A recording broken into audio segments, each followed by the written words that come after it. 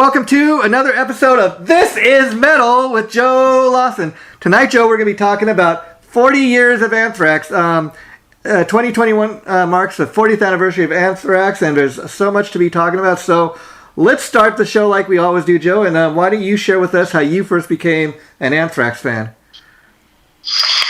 Well, strangely enough, I wasn't a huge fan of them, especially when I first heard of them. Okay. I think it was probably more towards their rap phase, when I heard of a band called Anthrax, Okay. So Wow. it was a kind of a strange introduction to Anthrax for me. But I always loved Joey Belladonna's voice, and he's a phenomenal singer. And again, the more I started looking into them and checking them out through the years, there was things that I liked and things that I was more of a fan of, And that being said, even some of the stuff that they did with John Bush, I was a big fan of what they did with him as well. Yeah, now here's my kind of introduction to Anthrax. The year was 1987. I've always been a huge Kiss fan all my life. And this was in 1987, of course. Kiss was no longer wearing the makeup. It was a Crazy Nights tour. I don't know if you're a fan of that time, but Kiss was still all over MTV at the time. They were playing the videos from that album, and Anthrax was actually the special guest for Kiss on that tour. And initially, before I had gone to see the show, like I said, I'm a lifelong Kiss fan, but I wasn't really sure of who Anthrax was. And kind of interesting story was, so I thought, okay, well, if they're opening for Kiss, they can't, they got to be, halfway good. And amazingly enough, when I went to see the band, I didn't really like, they didn't come across too good live to me. But however, the interesting thing at the time is, their album was Among the Living.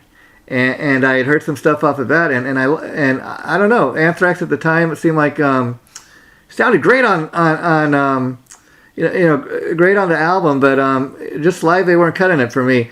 And then a few years later, I'd see them when they opened up for Ozzy, and they're a little better. I don't know, maybe they got their show together a little tighter or whatever, but it was I don't know, just live and on the album by that point when they're opening for Ozzy. They had it all together, I thought. Yeah. I mean, they really are a unique band, and came up with a real unique identity and sound. And that's kind of changed over the years, kind of drastically, really. I mean, like I said, from their rap phases and stuff that they were doing to some of the later albums and heavier stuff that they did, the direction that they went with John Bush, and then the stuff that they're doing actually now. So yeah, they've had a very interesting career. If you're not familiar with them, or you're second guessing them, or wanting to check them out, wondering if you should check them out or not, by all means. I mean, don't. This is another perfect example of don't judge a book by its cover with these guys, with this band, because you may not really care for some of the stuff, and then the next album you're like, this is fucking great. Yeah, and I think part of the reason for that is if you know anything, I mean, to look at Anthrax on the surface, if you put on a lot of their stuff, people are going to think right away, Anthrax, they're a metal band, no doubt. But if you look at some of the bands that influenced them, I think their influences are all across the map. They're not just influenced by nothing but metal and thrash. Like I said, they actually were Kiss fans themselves growing up. I've heard Scott and Charlie and even Frank over years talk about how when they were growing up together, they dress up like Kiss, and not just Kiss, but Black. They're also influenced by everything from Sabbath and Thin Lizzy. Motorhead, Tigers of Pan Tank. So I think I've heard some of the guys say so, and of course some of that rap stuff. And now you being a metal guy, Joe, I was curious. What did you think when you check out this metal band Anthrax, and the big hit they had was a rap song? Well, again, I never really got too carried away with what was the end thing and what was the big hit, So I always kind of paved my own path, and if I liked something, I liked it. If I didn't, I didn't. Yeah, and here's the thing with Anthrax. I'm still that way, And the thing with Anthrax, to me, I think them kind of going the rap route for a couple songs, there was a little bit more legitimacy to them doing it than to just saying, a band that's saying like, oh, this rap thing's pretty popular. We should give it a try because, you've heard ska talk over years how they were influenced by Public Enemy and some of this other stuff. But what I thought was cool when they kind of delved into rap, the first song they did was actually this song called "I'm the Man." It's like a little rap that they created. I think Scott wrote it, and he does a lot of his singing on there, and it was kind of their forte into rap. And then they thought people kind of liked it. They said, this is different. This is kind of cool. And then I think partly based on the response they got off of that song, and then the EP they put out with that, they said, you know what? I guess Scott got the idea. Let's kind of contact the Public Enemy guys. Let's see if they would be interested in doing something together. And the cool thing about that is very much like when Aerosmith got together with Run DMC. I think it was a real legit thing on Anthrax's part as far as something they really want to do. They weren't just trying to follow the latest trend. And you brought the two worlds of metal and rap together once again, and I think that's what is so special about that. Yeah, I mean, it was definitely unique, and I can't think of any other bands that kind of did that, especially at the time that they were doing that. And now they got a 40th anniversary limited edition Solera aged bourbon whiskey. Oh wow! On their website, you can get it. It's a smooth Solera aged single barrel bourbon, finished for 40 days in a 20-year-old sherry case. They had a limited yield on it, 400 hand-numbered bottles. That are 115 proof. Each bottle features the band members' signatures encased in a black drawstring velvet gift bag, emblazoned with the Anthrax XL logo. How cool is that? And I know that's kind of unique too. I mean, there's a lot of bands that have kind of delved into that the liquor world, with their own whiskey or their own beer or their own. Iron Maiden, I think they have the Trooper beer or something like that, so that's pretty cool. Sammy Hagar, of course, probably the one guy that's taken to the extreme of not just getting into the liquor business, but having his own Cabo Wabo cantina. Right. Yeah. And then to go along with the 40th year anniversary, another thing I want to check out that I've seen online that looks pretty cool is they got like I think it's Among the Living graphic comic novel, which looks pretty cool. And I think part of the reason they got into that as being Kiss fans, back in the 70s, Kiss released a comic book where supposedly, if you believe what they say, each of the guys kind of, they drew their blood and put it into the ink. I don't know how true that is, but again, I think being Kiss fans, they seen the success Kiss had with stuff like that, and they thought, wouldn't it be fun if we put together like an Anthrax comic, but they took it to a little more to the extreme of it's a graphic novel, and I guess it's based on Among the Living album, but I think that's a pretty cool thing to have for fans to check out. Yeah, absolutely, and and this is a band too. They had some lineup changes and different people coming through the ranks, but it's largely been some of the same members, of course, also too. So and I don't know. Having Neil Turbin as a vocalist, John Bush, Dan Spitz, all these different guys come up through the ranks of Anthrax, and probably that also lends itself to why they had a different sound, maybe too, on some records and stuff. They went a different direction a couple times. And did you know, hey Joe, here's some trivia for you. Did you know that two of the guys in the band are actually related to one another? By blood, actually. No, you know what? I did not know that. Okay, here's some trivia for you, and you can look this up later, but it's true. Charlie is actually Frankie's uncle. So Frankie is the son of Charlie's sister. Oh, well, how about that? And they're like Charlie's a few years older than him, obviously, but I guess they were always very close growing up because they were so close in age, and that's how I guess that's how Frankie got into the band, because I guess Charlie and Scott actually started the band, and then him and but Charlie and Frankie being so close in age, that's how he got into the band eventually.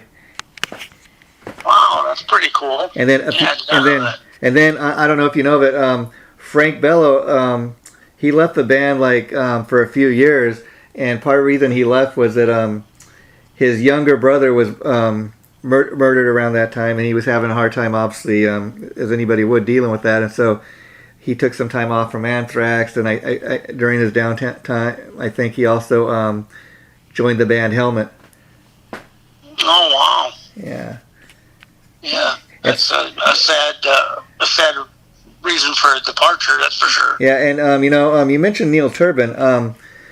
Now he's done some stuff since leaving Anthrax, and like Neil Turbin's Death Riders, and what's pretty cool is he's kind of got his own thing with that, obviously, and reason anybody probably checks it out at all, of course, is because he's the original Anthrax singer. But have you heard any of the stuff that he did with Anthrax, and what did you think? You know what? I think he's a good singer in his own right. I wasn't real crazy about the stuff, but it was decent. I liked some of the stuff that Neil did with Anthrax, but that's kind of the band's roots. I think they really found their niche, or their direction as far as a vocalist in what they did with Joey Belladonna. Yeah, he really is the voice of the band so much, and that's why. Like when it was announced John Bush was going to replace him, I had no doubt that they could do some of Bush, because he'd already kind of done his thing with Armored Saint, so we had no doubt kind of what he could do. But I was surprised how accepting the fans were for a couple albums. But then again, when it was announced Joey was coming back, that's what the diehards really wanted. Right. Oh, absolutely. Yeah. And Joey Belladonna came into the band in 1985, recording the Armed and Dangerous EP. Was his debut with Anthrax. Yeah, and so he's been around for a while. And Anthrax is one of very few bands where the replacement singer is actually more popular than the original singer. And again, that just that's why whatever differences they've had with Joey over the years, they always end up bringing him back. Right. Yeah. Yep.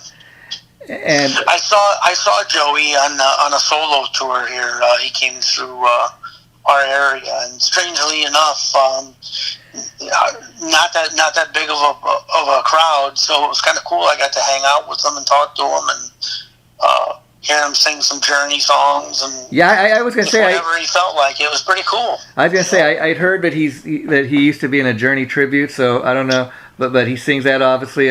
When you went to see the solo show, was it all solo material, or did he throw in any Anthrax tunes? From memory, I don't recall him doing any Anthrax, or very little. Yeah, okay. Like I said, he was definitely promoting his solo stuff, and trying to do that kind of stuff, and cover songs. He was doing a lot of cover songs. And you got to respect a guy that does that, because I mean, for example, well, that's when I really realized that, man, this guy's a really, really good singer. Yeah, because you could have a guy in that situation where okay, he's got that fan base where people would come and see him do a whole set of Anthrax tunes. I mean, like Vince Neil. I mean, he's put out a couple solo albums. If you go see a Vince Neil show, though, it's very much like a Motley Crue set. He's got maybe one or two solo songs in there, but it's almost all Motley Crue. But again, that's kind of what the fans want. And Joey could do something like that. But I dig the fact that when he had that time when he was away from Anthrax, that he didn't kind of rely on all the Anthrax hits. He kind of did his things. And even though it may not have been as huge of a crowd, he still thought, well, I'm going to try to do my own thing, because that's, I'm not in the Anthrax. I'm doing this now. Yeah. Yep. Nice. Yeah. True statement to his legacy, and standing on his own, kind of, not just riding the coattails or the shadows of his success. Yeah, and do you have a favorite Anthrax album with Joey? I mean, I know they're all good, but what do you have a favorite? No, not particular. Yeah. It's just songs here and there that catch me. That good songs on this one, good songs on that one, kind of thing. And I think that he's a big part of it. Oh yeah, he's of why I like the songs that I like from Anthrax is because of Joey's voice. Now I don't know if here's some more trivia. I don't know this. I'm sure you've heard the song "Got the Time" off of Persistence of Time. That's a cover by this the guy originally done it is this guy named Joe South, and he was a big pop writer back like in the 70s and I think 60s, and one of the other songs he's really known for writing is a song called "The Games People Play." But the reason I'm bringing this up is later, Joe, you should go on YouTube and look up Joe South, or you could even look up "Got the Time," and it'll bring up his version, and it sounds a little bit quite different than the Anthrax version. I mean, it has some similarities, but Anthrax really kind of made that song their own. That's why so many people from from our generation, that when you hear that song, a lot of people don't even know it's a cover tune, because the band did such a great job of kind of making it their own. Oh yeah, absolutely. And it's kind of cool, we talk about Kiss and Ozzy and some of these, bigger bands,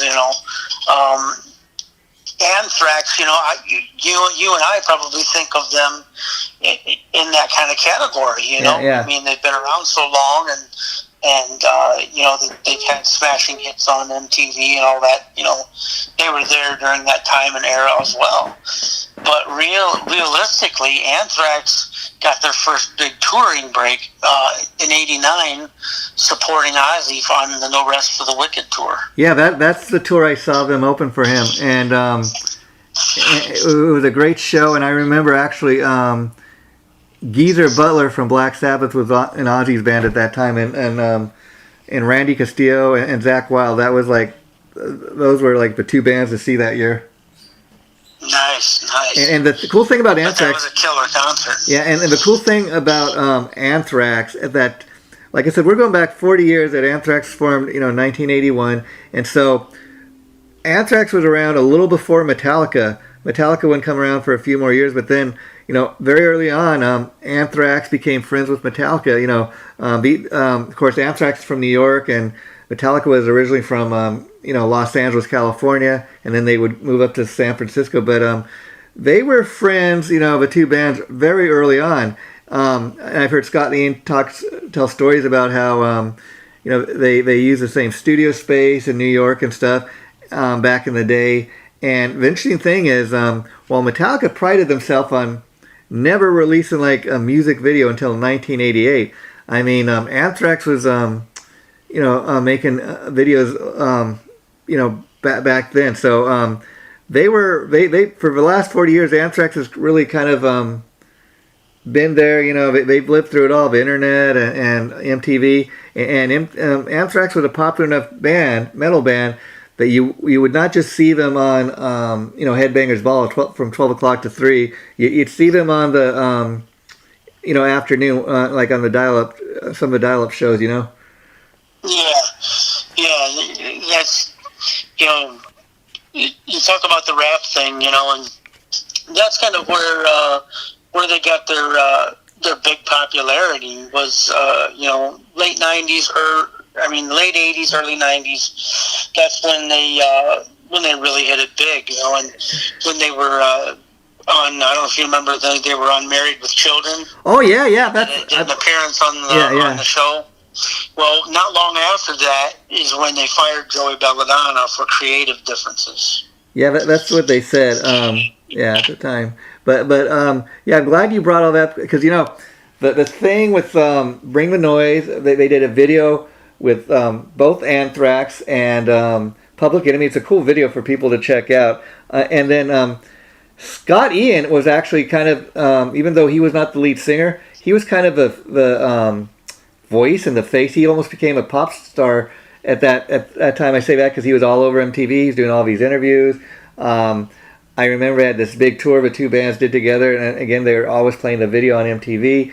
And a lot of the people, because back then I remember even myself, Scott Ian was one guy that did most of interviews and stuff. So a lot of people just assumed, oh, he must be the lead singer. He did all the talking. You'd see the video, and even like if you remember the Bring the Noise video, Chuck D from Public Enemy, he's like, hey, Scott. And even Scott does some of the rapping in that song. So a lot of people thought he was the front man because he did most talking. And I don't know if you remember, but when everybody's so used to seeing Scott Ian with a bald head these days. But back then, I guess he was kind of balding, but he still had a little bit of hair. And so, you can go and look at photos from that time, and, he looks nothing like he does now.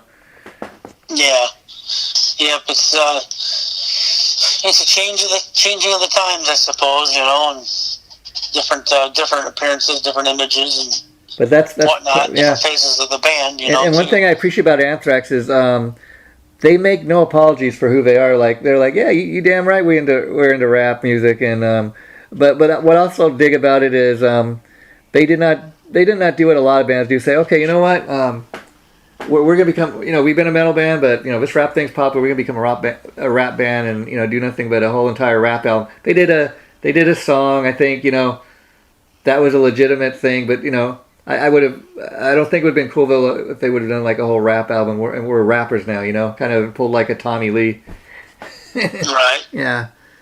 So what did you think of the two albums that they did with John Bush, Sound of White Noise and Stomp 442? Well, I'll tell you. I'm curious to get your opinion on that. Okay, I like both of them, but if I give you my honest opinion, I think I like a lot of people, I think Sound of White Noise was a little better. And the funny thing about that is, I think most people would agree, that album turns also, we were talking about Anthrax, 40 years later, that album turns 30 years old this year. And so we're talking about 30 years later. Wow. And you think about, that's the John Bush album that I feel really kind of best represents the band from that era. It kind of, it's really stood the test of time, that album. Stomp 442 or whatever it is. Only thing I can kind of remember about that album, kind of a strange album cover for one thing. It's a big ball of trash. I don't even know what it was really supposed to be. I know Dimebag Darrell played a solo on one of the songs, but I couldn't really name one song off of that, whereas I could tell you at least in regards to Sound of White Noise, I remember the first single and video being for the song Only. And I remember seeing the video world premiering on MTV, hearing the song for the first time, and I thought, I wasn't sure that they could do it without their singer Joey. And he, this John Bush guy from Armored Saint, he seems to be doing an all right job. And it was kind of two different types of band, but kind of reminded me when Sammy Hagar joined Van Halen. Until I heard the album, I kind of had my doubts. I thought, oh, this isn't so bad. It's not Joey, but okay, this will do.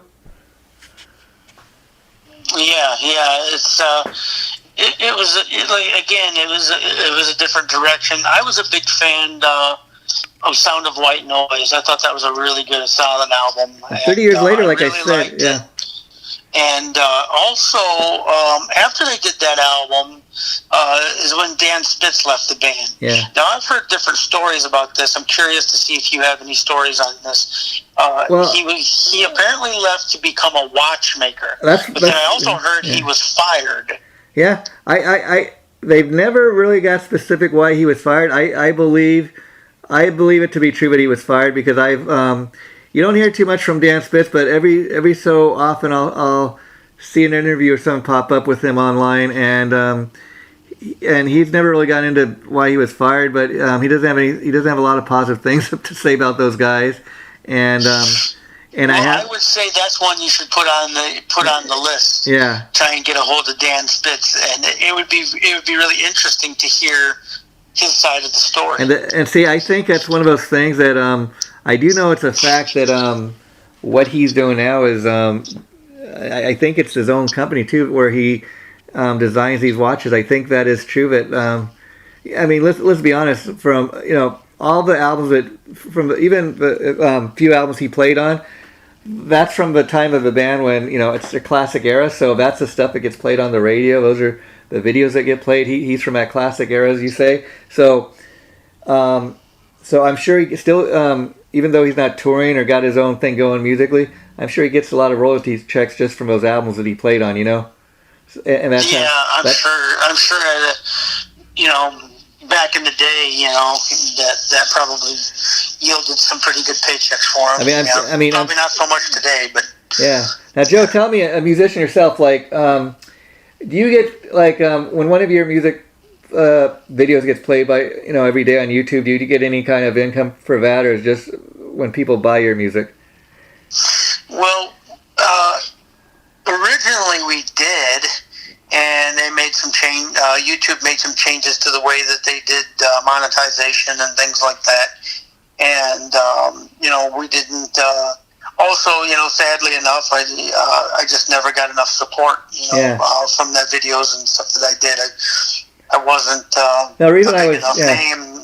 Anything that I did to yield massive views and things like that, and I never got caught up into that and advertising that. And you can pay different companies and stuff like that, and they'll boost your YouTube page like crazy, and people get really wrapped up into that. But I never really chased into that. I wanted it to be organic, and if people liked what I did, then awesome. And if they didn't, that's fine too. I guess why I was asking is like I'm kind of wondering, as we're sitting here doing this, like, do you think a band like Anthrax that's got that huge fan base, somebody could play like Got the Time video, how many times must that get played on YouTube a day?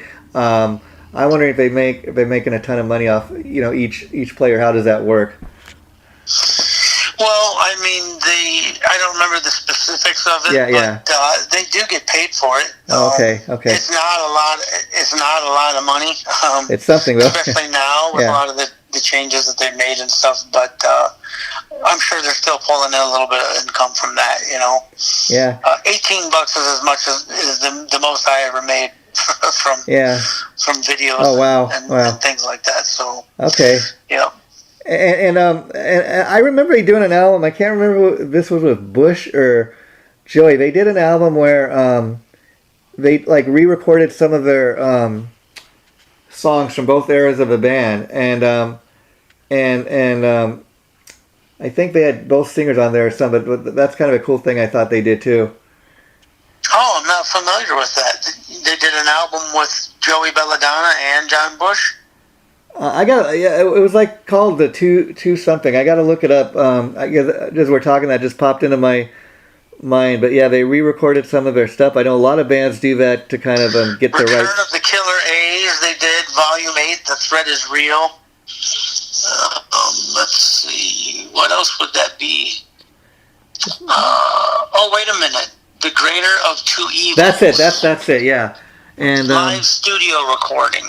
Yeah. I can't remember if that was with Bush or Joey, but it's like where they re-recorded a lot of their stuff from both eras of the band. That's when Frank Bello left the band to join Helmet. Yeah, there you go. And was replaced by Fate's Warning, an Armored Saint bassist, Joey Vera. Yeah, and then they had another album. Joey Vera's wife, Tracy Vera, is now the president of Metal Blade Records. Oh, interesting. And of course, Joey has been, I guess he's a guy, like you said, that replaced Frank for a few years. And but Joey Vera, he's a huge talent in his own right. He goes between Armored Saint and Fate's Warning. And Fate's Warning, I knew very little bit about the band. I've had the opportunity, I think, to interview Joey like twice. And like if you listen to Fate's Warning stuff, it doesn't really sound like Armored Saint, and I guess that's why you do two different bands.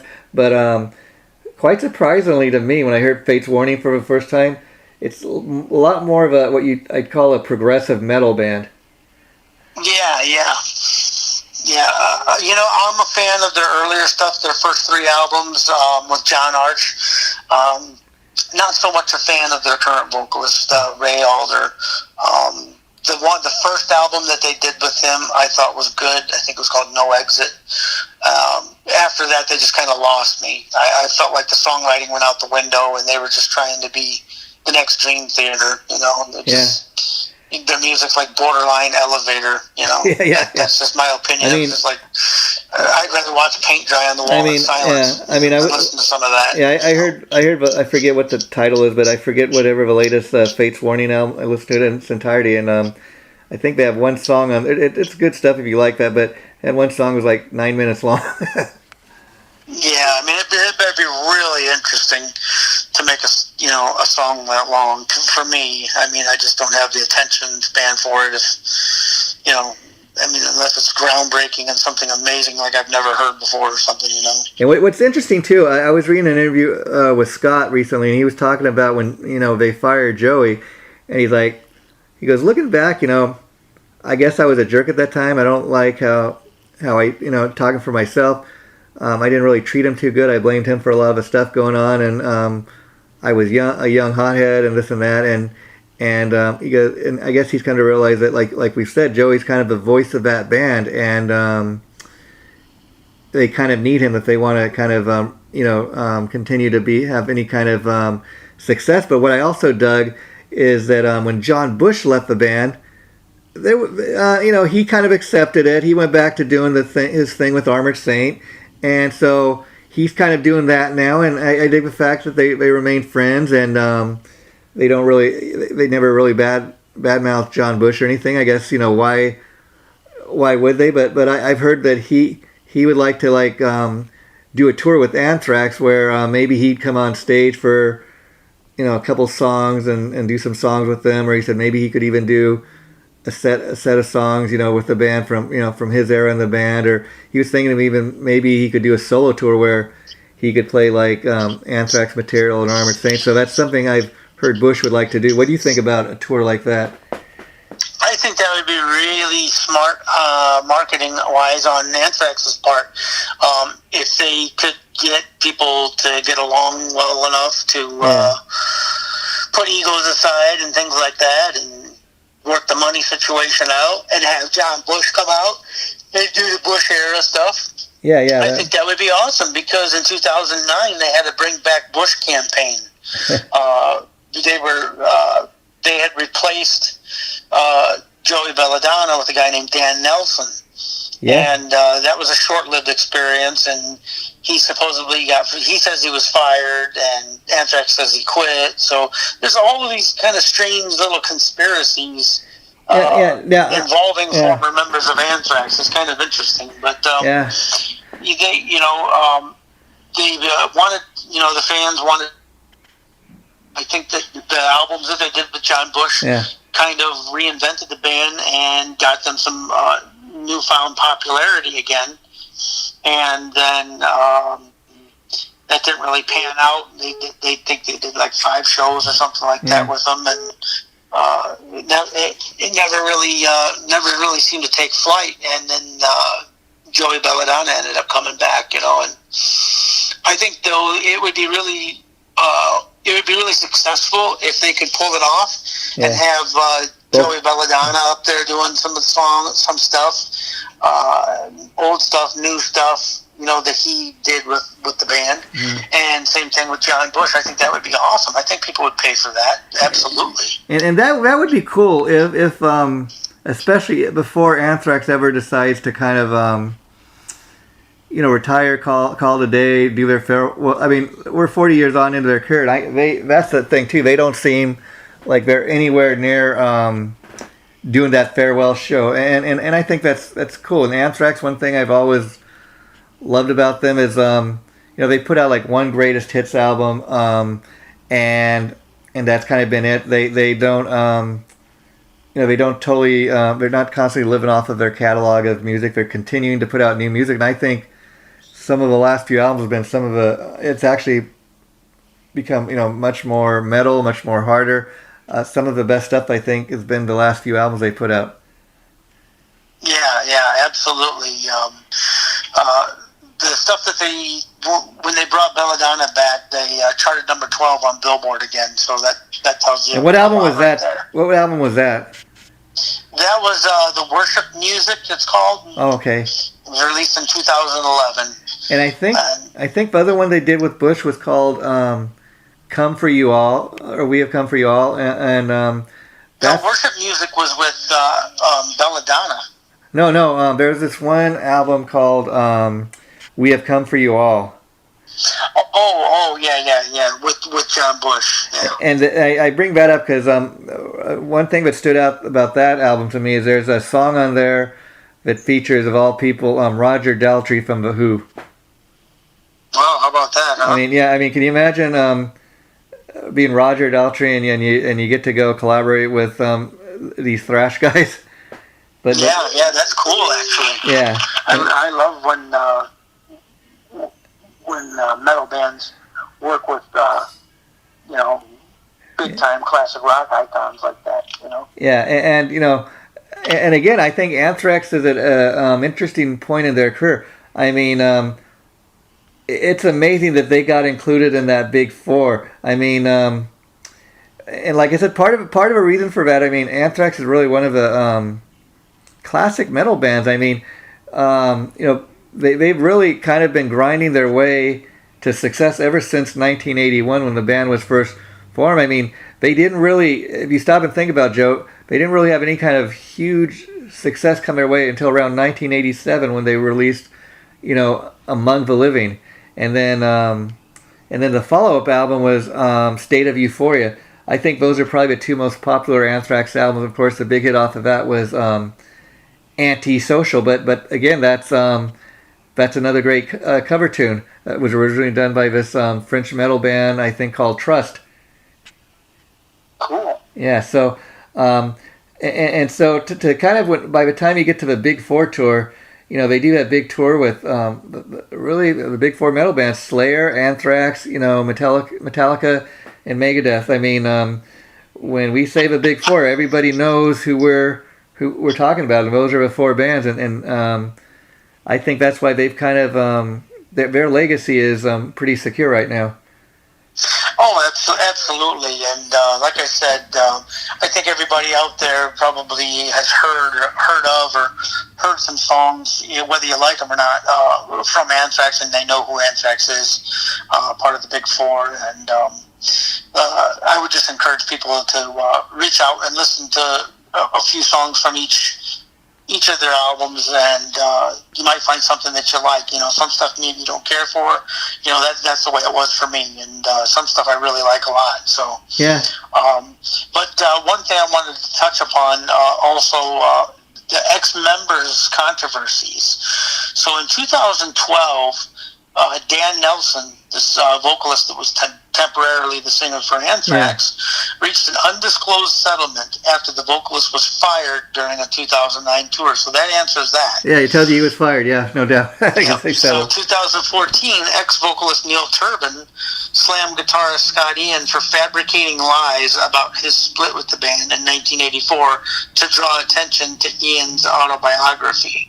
Wow. In 2015, former guitarist Dan Spitz took issue with a 2004 GuitarArt.com article, which suggested that the band's drummer, Charlie Benante, was responsible for laying down lead guitar on many of the group's classic songs. In 2016, interview with The Metal Voice, and again in a video that he uploaded to YouTube in December of 2020, former guitarist Greg Walls claimed that he had contributed to the writing of the songs on the band's first album, Fistful of Metal, specifically claiming that to have written all the music to Metal Thrashing Mad and the majority of Panic, but that the band had copywritten the songs without his credit. In the same videos, Walls had also claimed that he told Scott to drop the name Rosenfeld and simply go by Scott Ian. Wow. So a lot of drama. That's just a little bit of it, but nonetheless, it's more fuel to the fire for Anthrax, and they keep they keep travailing on. I remember hearing the name Dan Nelson. I think it was right between Joey Belladonna's return to the band, and here's a guy that he can go through life now. He's referred to anytime you hear his name, ex-Anthrax singer. That's a tag he's always going to have. And even though he's never played played on an album. I don't know how many live shows he did with the band, but he did some live shows, so he's got that to put on his resume. And even if he never makes an album or does anything of any real significance, he'll always be the ex-Anthrax singer. He's got that little tag, so that's cool for him. And he settled with the band and got, I guess, a truckload of money that was owed to him. Yeah. I mean, one way or the other, Yeah, and you also bring up the point about Charlie. Now, one thing I do know about Charlie Benante, he's a drummer, but he's also very involved with a lot of the songwriting. And I know that Charlie's one of these guys. While we know him for being a great drummer, he can also play like the guitar. And I haven't had a chance to hear it because I think it's only on streaming service. But he put out like a solo album where I think he does some covers and he sings on the album. So that's kind of cool. And I know that person he's currently dating is Carla Harvey from the Butcher Babies. Yeah, I heard Charlie lives in Chicago or frequents Chicago, one or the other, supposedly. So yeah, but I've never ran across them. So who knows? And then we before we wrap this up tonight, Joe, we can't in this episode with having the obvious conversation about the band's name. I mean, right from the get-go, there was some controversy about the band being named Anthrax. I understand the label and the management were kind of against it, and Scott Ian was like, no, we're going to name the band Anthrax. We want to name it, but it came to a head once again around a time when the World Trade Center came, was blown up in that, and because of the band's name, they're like, that people have been sending packages of Anthrax. We can't have a band named Anthrax.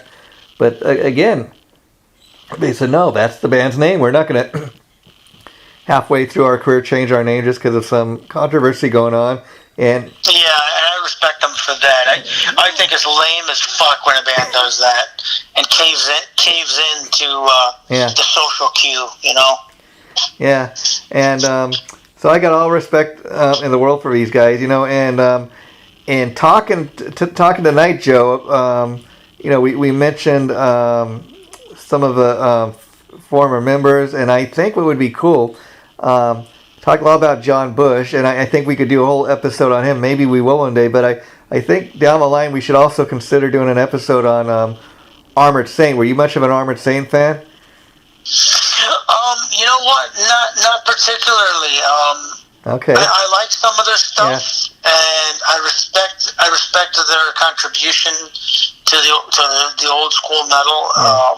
And the members became, again, that's another band. Some of the members that came through there went on to do a lot of great things and super talented guys, But it just really never caught on for me. I mean, a few like "Can You Deliver" and some of the stuff like that I really loved, But it was kind of few and far between for me. Okay. But one thing I wanted to touch on was the discography for Anthrax. If you got a minute, sure. Fistful of Metal in '84 was their first release. Spreading the Disease followed in '85. Then Among the Living, that's kind of where they started to peak in '87. Yeah. State of Euphoria in '88. Persistence of Time in 1990. The John Bush records Sound of White Noise in '93. Stomp 442 in '95. Volume 8, The Threat is Real in '98. The album you mentioned, We've Come For You All, was released in 2003. So he's actually done 4 albums with them. Okay. Yeah, and Worship Music in 2011. And For All Kings in 2016. That's the last one. I've heard recently they're working on a new one that's supposed to come out next year, so we'll see what that's like. Yeah, it'd be interesting to hear something new from them. Absolutely. That, and I'm looking forward to hearing some new Megadeth. Oh yeah, and I can't wait to see who plays bass on the new album now. Because they got that guy James Lomenzo, he's back in the band, but I don't know if he plays on the album or not. Because I do know originally they had Elfson, but Mustaine scrapped all his bass parts and brought somebody else in to re-record them. Yeah. Who knows what all that will entail.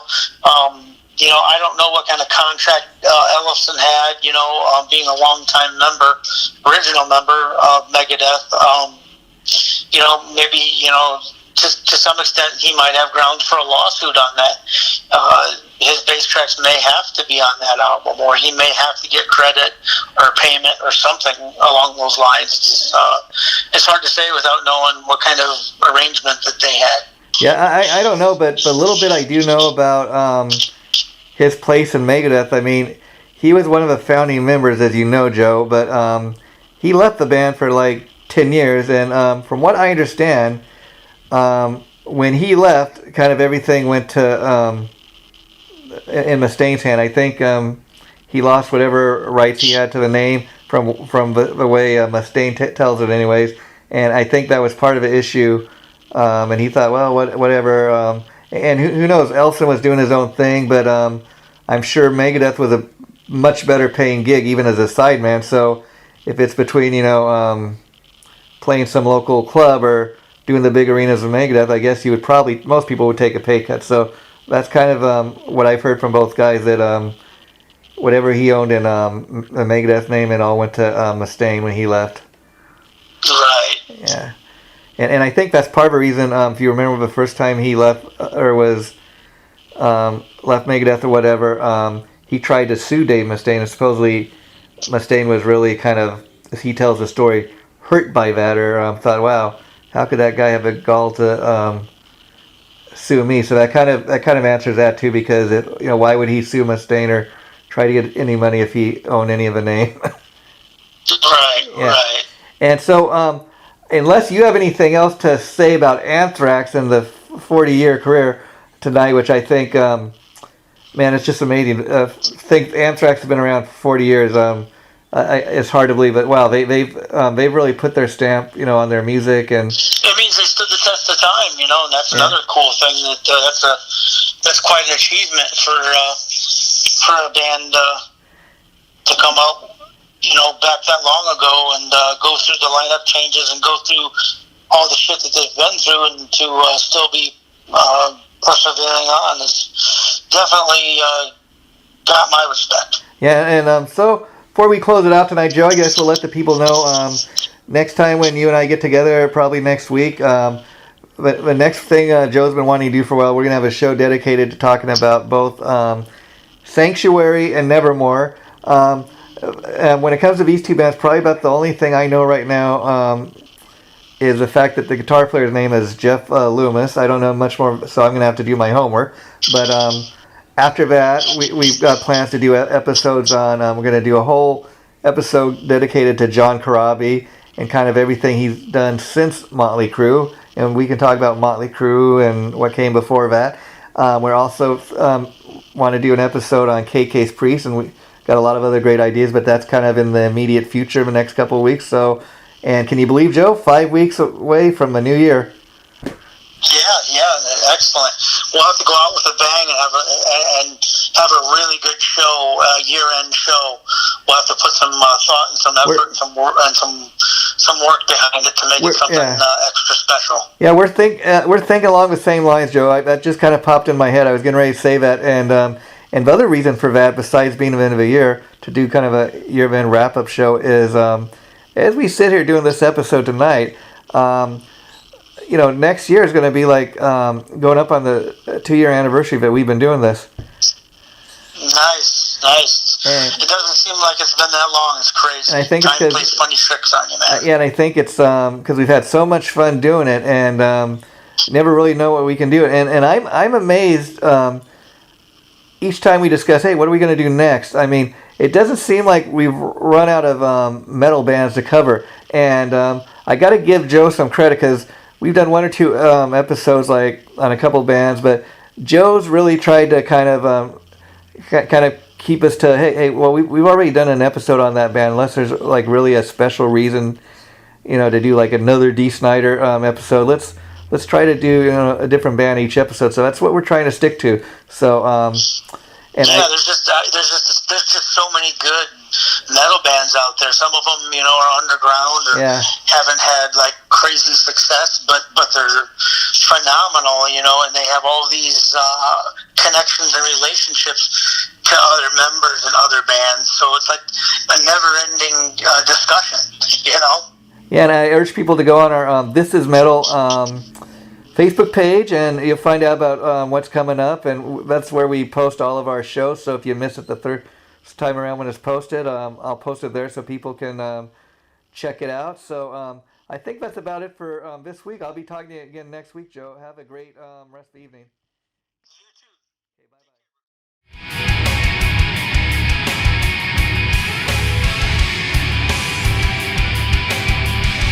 Chaotic Riffs Magazine.